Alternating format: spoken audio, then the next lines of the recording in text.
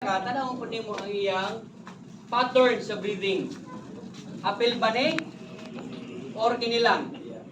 Ang normal na breathing pattern come from diaphragm. Kung apil na gani ang iyang shoulder, the patient's using accessory muscles. It means the patient is dyspneic, meaning difficulty or shortness of breath. May problem ang breathing. Ha? So, Tana. Sige, sir.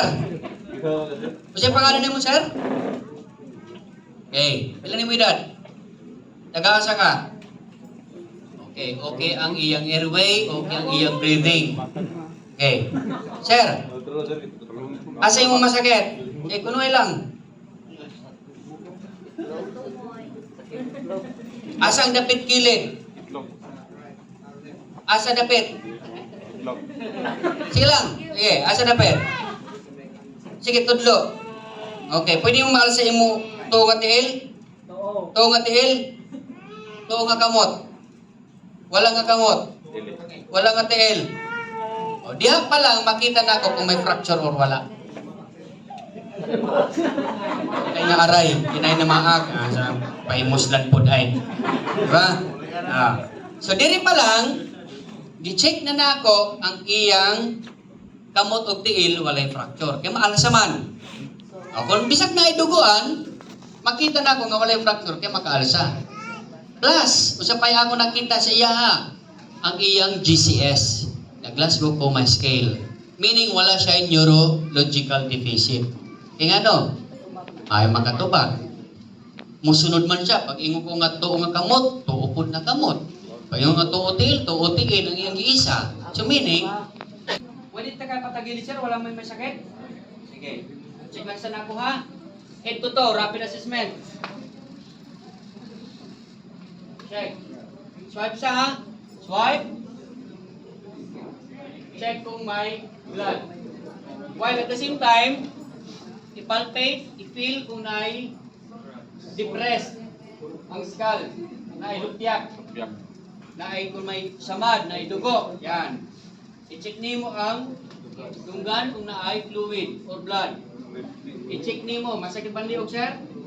Wala? Makalingi ka sa too? Hindi daw, yan. Wala ni sakit ha? I-check ko ang iyang clavicle. I-check ko ang iyang ribs. Diba? I-check ko ang ribs. Walay crepitus. Diba? Walay lupyak. Wala. I-check ko ang gilid. Diretso sa likod. Then, check. Diba? Swipe. Sweep. Check. Pag-abdomen, ang quadrant, ang upat ka quadrant. Right upper quadrant, while palpating, check sa patient reactions. Kasi pagtingon, tingit na. So meaning na ay tenderness, pwede nimo exposed. Pag nakita nimo may discoloration, tanawa sa dapit. Kung naadir ang discoloration, alam na. Kung sa organ na involved na possible. Yan. So palpate the four quadrants while checking the patient's condition. Walay pain. Diba? Ayaw mo pag decapitalize o ayaw mo pag rapid assessment na magdiretso mo, anak, nakita mo may dugo. Karon asa dapit ang dugo. Wa kay gidiretso lang nimo.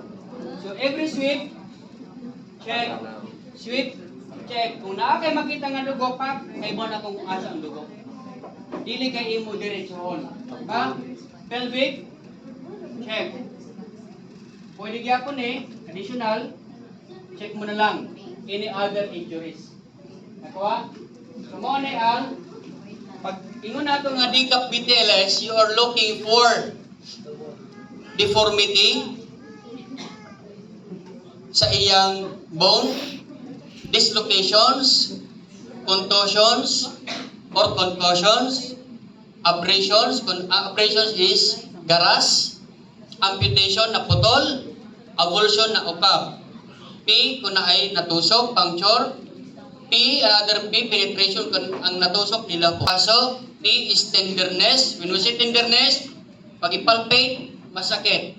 Pero, wala ay discoloration. Later on pa na mag-discoloration kung severe. Diba? Then, L, laceration sa trauma. Nakuha.